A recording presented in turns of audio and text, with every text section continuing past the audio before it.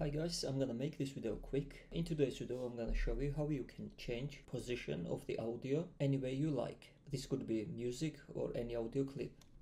So you can download Perl Studio or this app in particular, Perl Studio Audio Orbit. You can go to perl.g, come down to Audio Orbit and use Mega or Google Drive link. You can download it and install it. After you open it up, you can import audio, choose any music you want or audio clip and play. You can use shortcuts like spacebar to play and pause. You can move this circle to change the position. I'm gonna show you.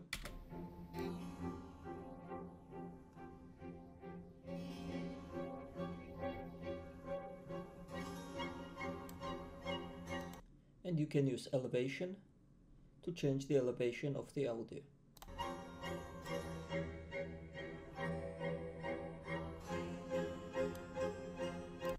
After you are happy with the position of the audio, you can just press export as WAV, file format.